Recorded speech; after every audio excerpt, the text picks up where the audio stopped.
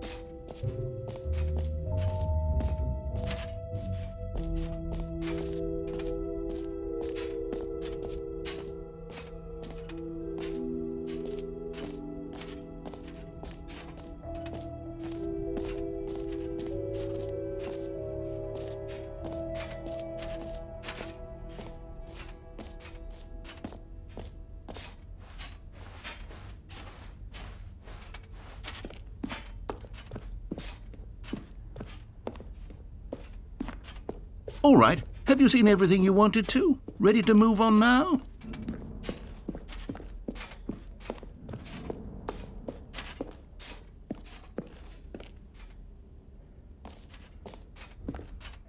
So, Stanley, what do you think? Do you like all of the new features? Yes, I know it's not exactly clear yet how exactly these features will come together as one single coherent video game, but I can feel it in my soul. It's going to work. There's definitely a good game in there somewhere. Say, let's do an experiment. I'll arrange these new features together, and we'll see whether or not it coheres into a meaningful gameplay experience. Okay. Are you ready? Here it is. I give you the Stanley Parable 2.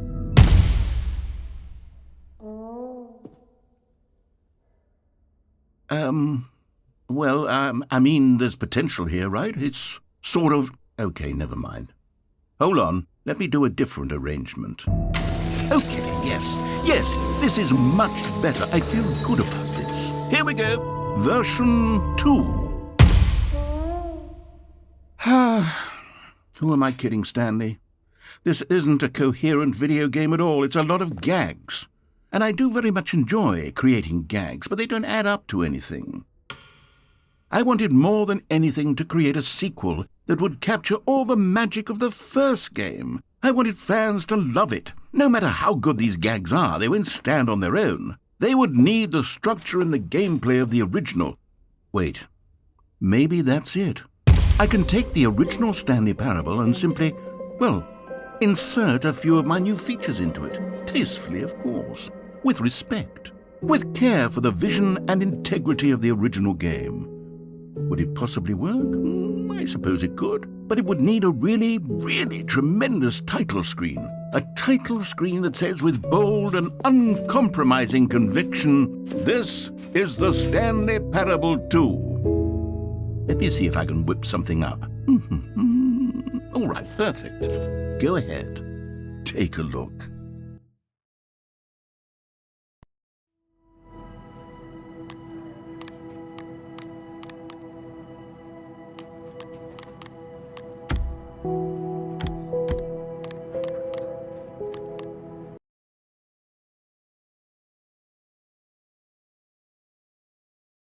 This is the story of a man named Stanley.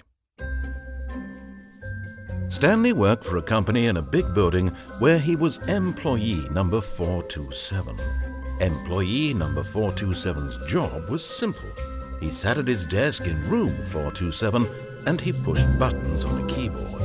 Orders came to him through a monitor on his desk, telling him what buttons to push, how long to push them, and in what order. This is what employee 427 did every day of every month of every year. And although others might have considered it soul-rending, Stanley relished every moment that the orders came in, as though he had been made exactly for this job. And Stanley was happy. And then one day, something...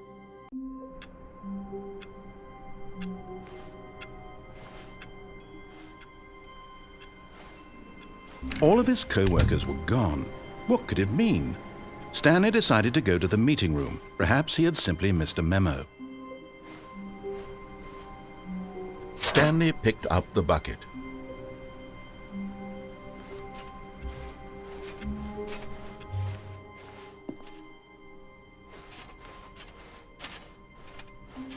Stanley clutched the bucket tightly to his chest and entered the door on his left.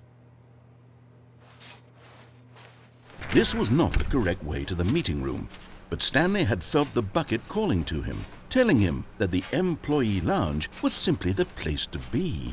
And here it was. Had the bucket turned out to be correct? Was this better than the meeting room? Yes, Stanley thought to himself. Yes, perhaps it truly was. How insightful the bucket turned out to be. No, never mind. The bucket was wrong. Stanley took the door on his left to go back to the meeting room.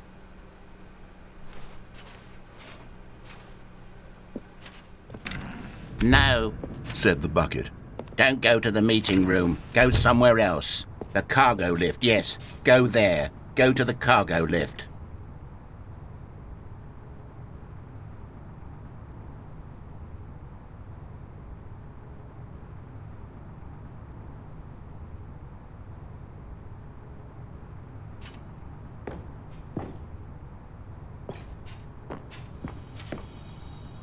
You found one of them. One of the miniature Stanley figurines. Remember, no reward for collecting all of these, only the intrinsic pleasure of a job well done. You can't buy that sort of happiness, Stanley. God knows I've tried. So, I implore you to savor each and every moment you come across one of these beautiful figurines.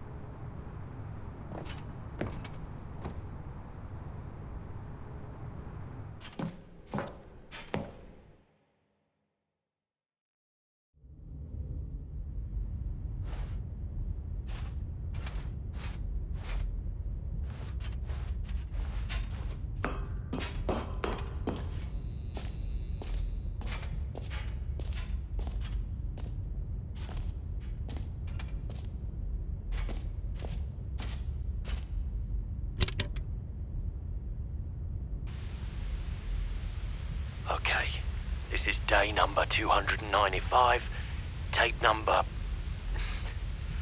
I don't even know. I've lost track. Nothing feels real anymore. The longer I study this bucket, the less sense anything makes. The sheer euphoria I feel every time I pick it up.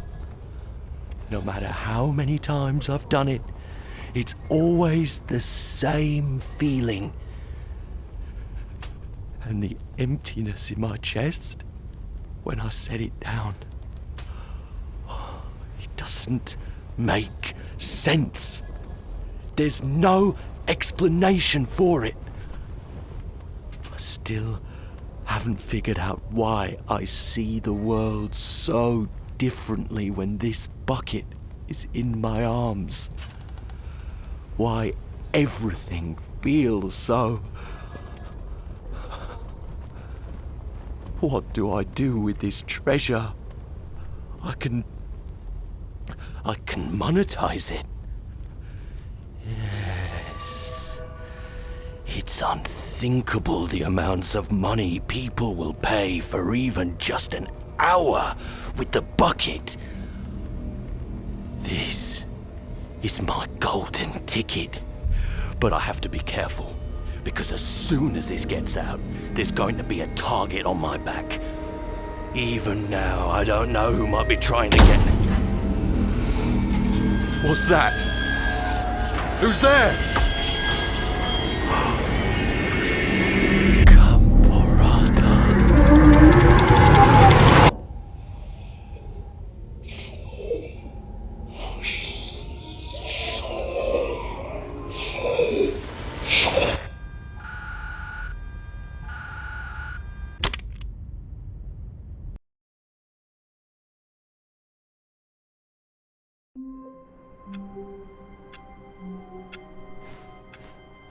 All of his co-workers were gone. What could it mean? Stanley decided to go to the meeting room. Perhaps he had simply missed a memo.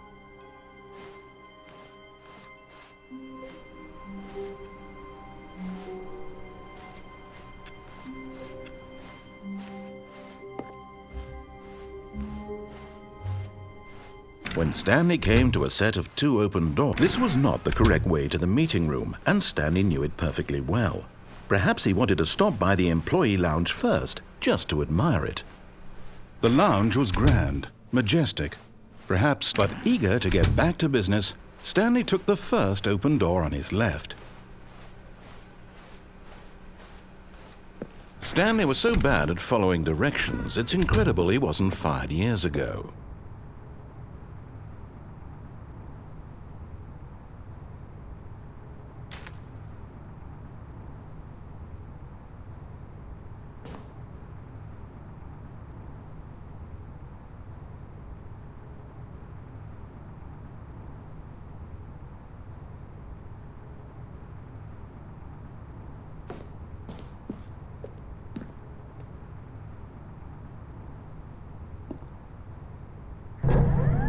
Look, Stanley, I think perhaps we've gotten off on the wrong foot here. I'm not your enemy, really, I'm not. I realize that investing your trust in someone else can be difficult, but the fact is that the story has been about nothing but you all this time. There's someone you've been neglecting, Stanley. Someone you've forgotten about.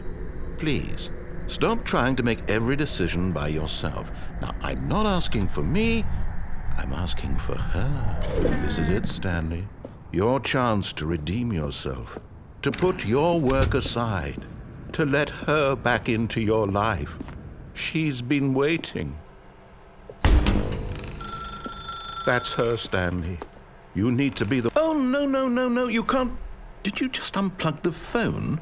No, that wasn't supposed to be a choice. How did you do that? You actually chose incorrectly? I didn't even know that was possible. Let me double check. No, it's definitely here, clear as day. Stanley picks up the phone. He's taken to his apartment where he finds his wife, and the two pledge themselves to one another. Music comes in, fade to white, roll credits. Not picking up the phone is actually somehow an incorrect course of action. How is that even possible? None of these decisions were supposed to mean anything. I don't understand. How on earth are you making meaningful choices? What did you... Wait a second. Did I just see... No, that's not possible. I can't believe it. How had I not noticed it sooner? You're not Stanley. You're a real person. I can't believe I was so mistaken. This is why you've been able to make correct and incorrect choices. And to think I've been letting you run around in this game for so long. If you'd made any more wrong choices, you might have negated it entirely. It's as though you completely ignored even the most basic safety protocol for real-world decision-making. Or did you not grasp the severity of the situation? Well, I won't have that kind of risk on my watch.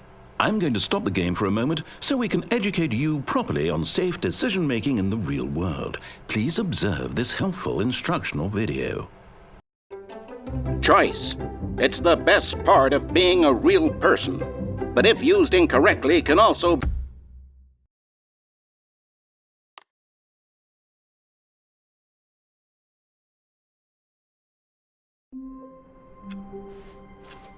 All of his co-workers were gone. What could it mean? Stanley decided to go to the meeting room. Stanley lifted the bucket into his arms, and a wave of comfort rushed over him. Stanley clutched the bucket tightly to his chest and entered the door on his left.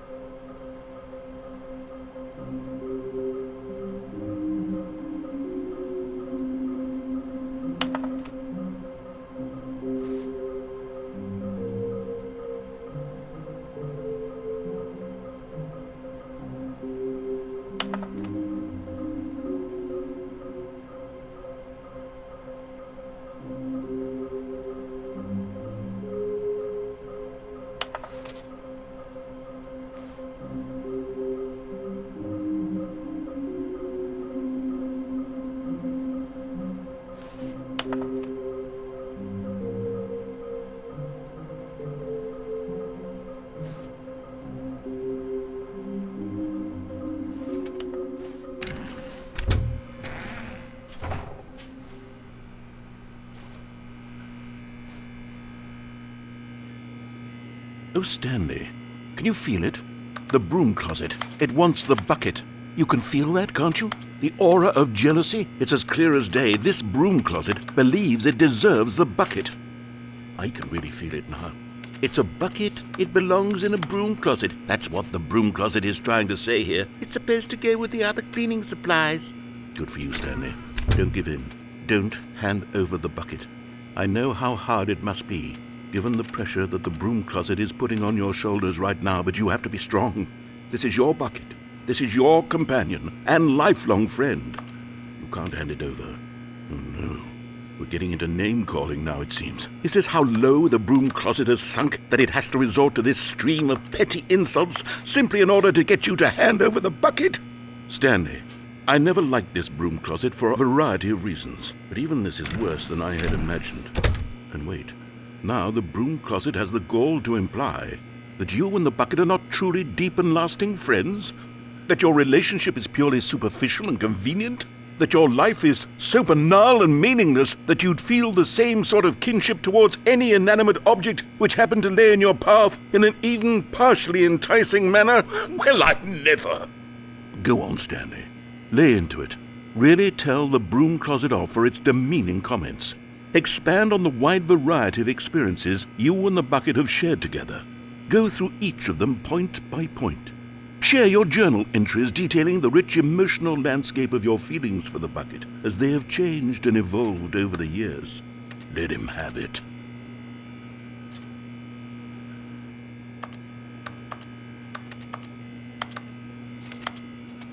Okay, I've got you something which I think will help settle this debate once and for all. Here we go. There. Now it's settled. No more debate, no more discussion. Take a hike, broom closet, with all your meandering philosophical diatribes about the nature of cleaning supplies and their relationship to broom closets in the natural order of things.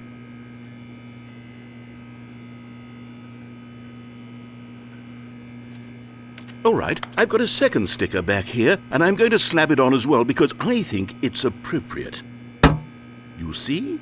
I feel that it works because the sticker is also a bucket. That way, if you're ever unsure whether the thing you're holding is a bucket or not, you can look down at this sticker and say to yourself, "Ah, it's a bucket." There really is a wide variety of applications for this sticker.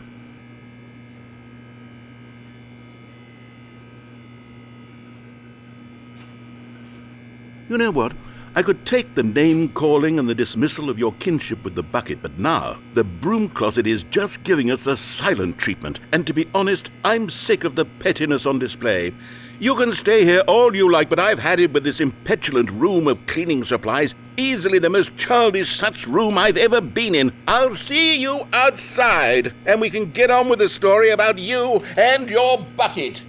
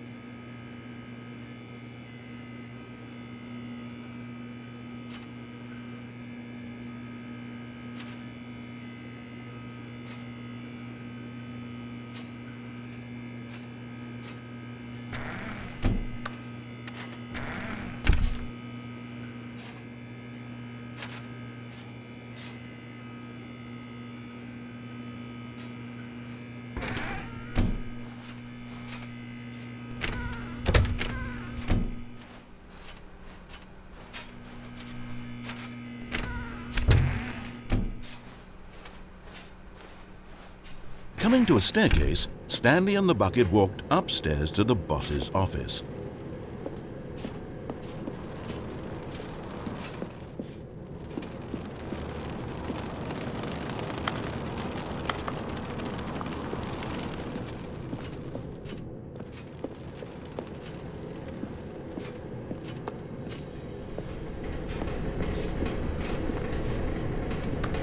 Another miniature Stanley figurine. This, there really must be a snappier name for these things. What about mini-stands? Stanley figs?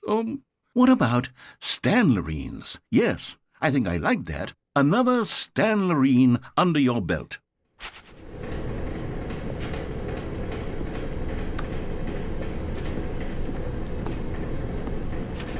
But Stanley just couldn't do it. He considered the possibility of facing his boss, admitting he had left his post during work hours. He might be fired for that. And in such a competitive economy, why had he taken that risk? All because he believed everyone had vanished? His boss would think he was crazy. And then something occurred to Stanley. Maybe, he thought to himself, maybe I am crazy. He looked down at the bucket in his arms. Am I crazy? He asked the bucket. The bucket returned his gaze, but said nothing at all. That's strange, Stanley thought. Usually the bucket is a source of guidance and wisdom for me in difficult times such as these. He held the bucket close, yet felt none of its familiar reassurance and comfort. And that's when Stanley realized, this isn't my bucket. It's just a normal, everyday bucket. Someone else's bucket, perhaps. How did I end up with someone else's bucket? This is all terribly wrong. Surely no good would come from this. Who knows what sorts of bizarre hallucinations Stanley might experience without the psychologically grounding presence of his bucket. And indeed, now he noticed that the rooms were repeating, which was, of course, very odd. And now he felt himself floating off the ground. Oh, gracious, he exclaimed. Without my bucket, I've gone truly mad. Where is it? I must find it. Far off in the distance now, he heard it, calling to him. Stanley! Stanley, it's me, the bucket. Could it truly be? He rushed forward from room to room, passing by one bucket after the next. None of them were his. None of them were his special bucket. Come to me, Stanley. Find me. He had to find the bucket. He had to return to his old friend. It was the only way to truly restore his sanity. And then suddenly, he froze dead in his tracks. He knew where the voice of the bucket had been coming from. The real bucket was inside of him all along. It was incredibly painful. Stanley doubled over in agony and blacked out.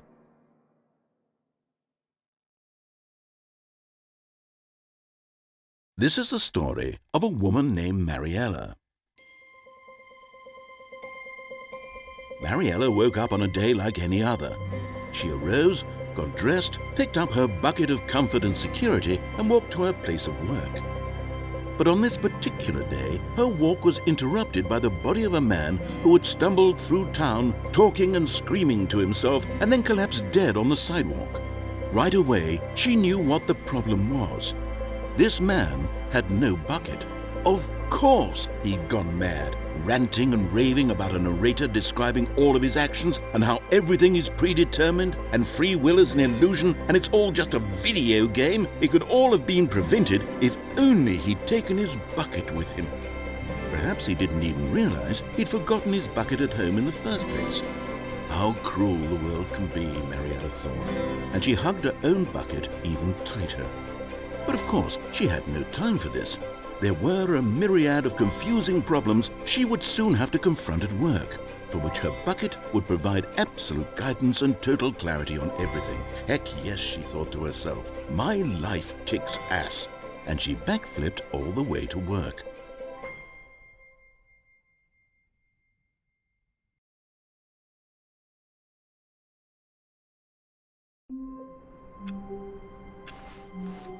All of his co-workers were gone.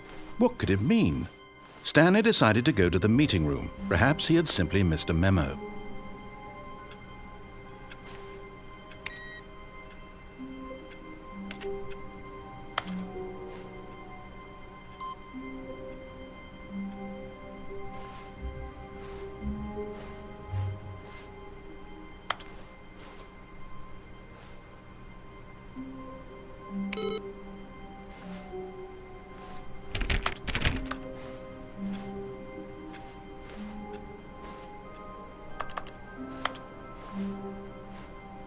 Stanley went around touching every little thing in the office, but it didn't make a single difference, nor did it advance the story in any way.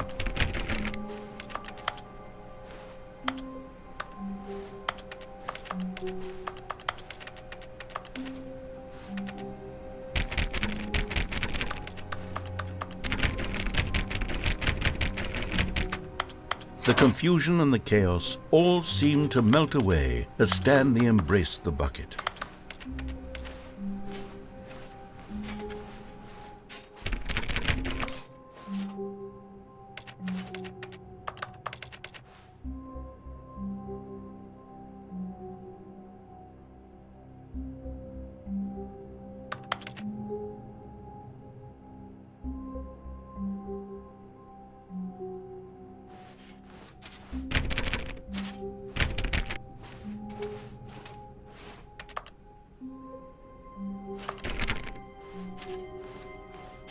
Stanley clutched the bucket tightly to his chest and entered the door on his left.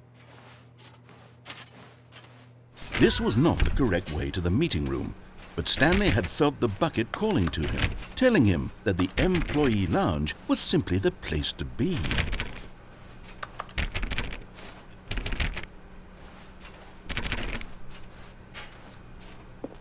And here it was. Had the bucket turned out to be correct? Was this better than the meeting room? No, never mind. The bucket was wrong. Stanley took the door on his left to go back to the meeting room.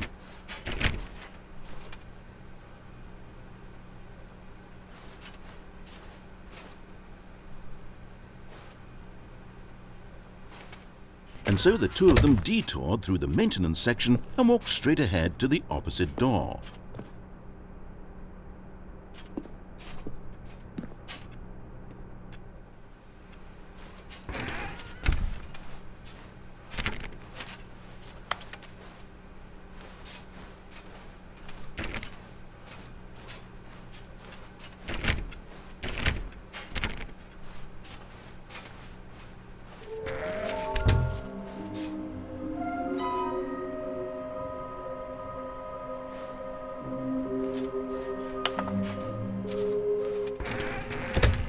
Stanley, we must move on from this broom closet, simply because I have no remaining stickers. If I did, you can guarantee we'd be in here for hours.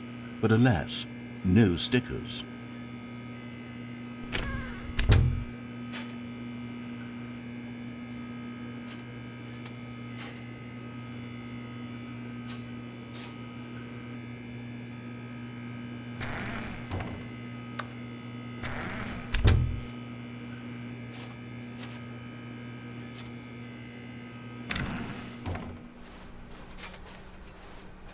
Coming to a staircase, Stanley and the bucket walked upstairs to the boss's office.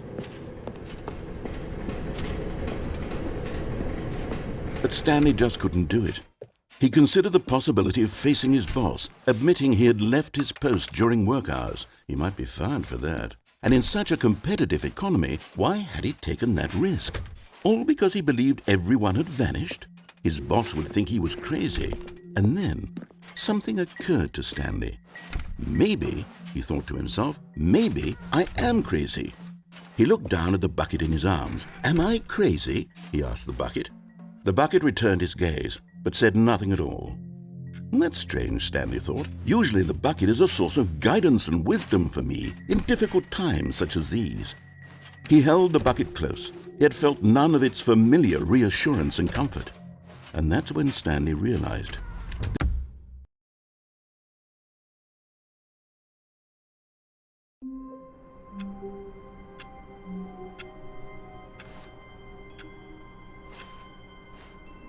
All of his co-workers were gone.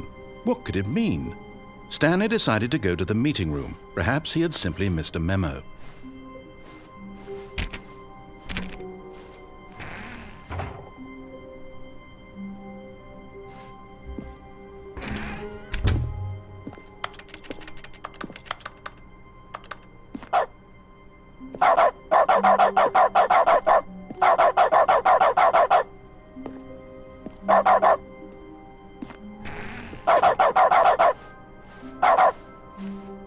Warmth spread through Stanley's arms.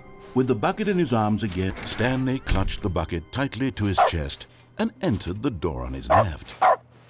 This was not the correct way to the meeting room, but Stanley had felt the bucket calling to him, telling him that the employee lounge was simply the place to be.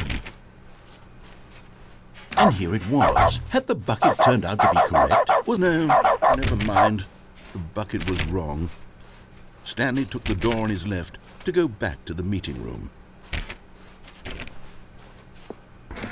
No, Said the bucket. don't go to the meeting room. Go somewhere else. The cargo lift, yeah, good. Said the bucket. Now ride the lift all the way to the top. There's something up there I need you to do. Stanley did not question why or how this bucket was speaking to him. It should have alarmed him, of course, because buckets can't talk. But Stanley chose not to think about this obvious fact. He was firmly convinced that the bucket had spoken to him, and he unthinkingly did whatever the bucket asked.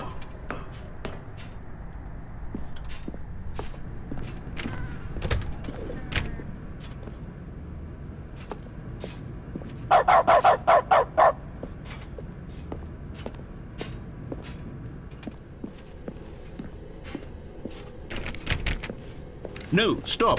Look there on the wall. You see, there's a sign right there. It says, no buckets past this point.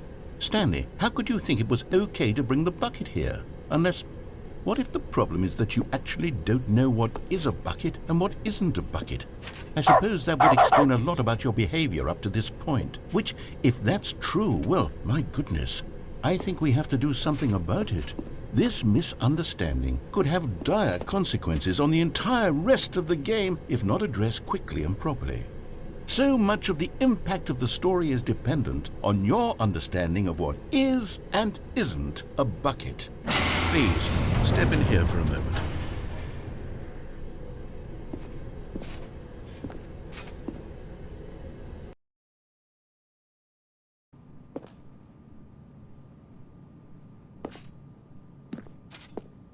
Now then, I'm going to run you through some test scenarios, and you'll tell me whether or not the thing I'm showing you is a bucket.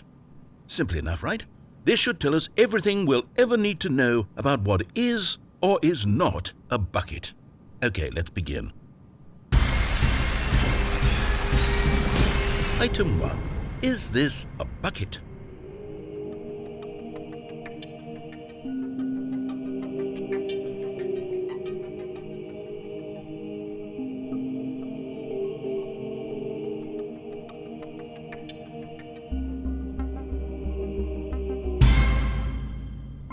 Correct. It is a hologram of a bucket, not an actual bucket.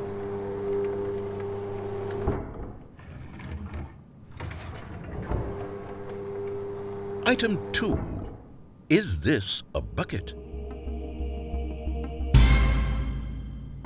Correct.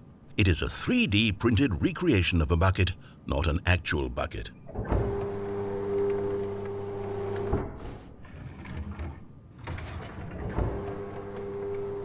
Item 3.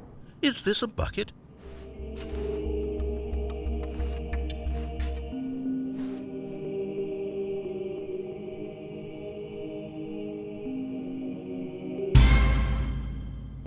Incorrect. This is a bucket.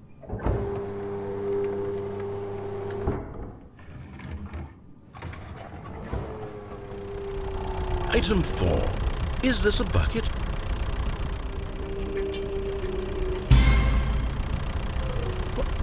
Are you hallucinating? This is a tractor. It's an enormous machine that tills the earth. I thought this was a gimmick. How on earth did you manage to screw it up? Absolutely incredible. Let's just move on to the next one.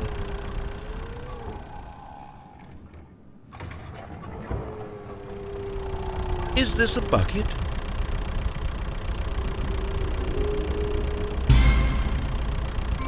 Correct. This is a bucket.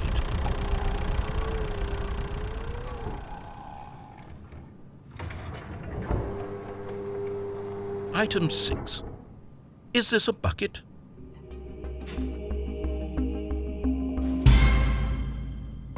Trick question. Both. Gotcha.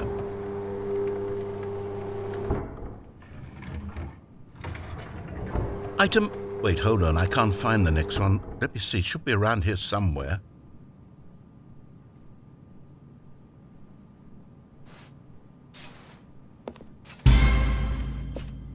Yes. Thank you.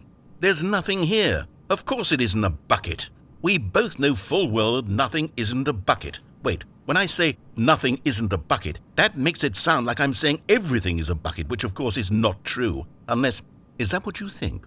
Answer me straight, Stanley. Are you trying to tell me that you believe everything is a bucket? You know what? I'm too confused to even sort it out. I've lost all sense of perspective. What is a bucket? What isn't a bucket? Mere moments ago I could answer these questions with confidence, and yet now I'm somewhat adrift. Do any of us know what a bucket is? Am I a bucket? Stanley, I can't keep doing this. I'm losing myself, and myself was all I ever had to begin with. I'm afraid the bucket is threatening to tear our relationship apart. I can't have that. I'm sorry, but I'm going to erase all buckets from the game entirely. Okay, here we go.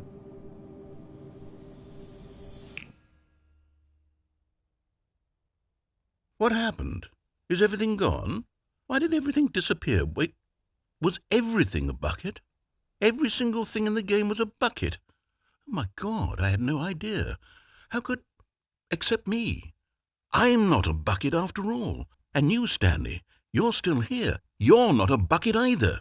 Oh, this is wonderful news. We're not buckets. Yes, I actually feel much more at ease right now. It's delightful to get some clarity on that issue, but it doesn't change the fact that we haven't got a game.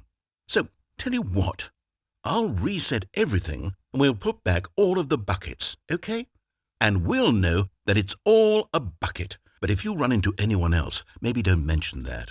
Who knows what that information might do to a person? All right, here we go.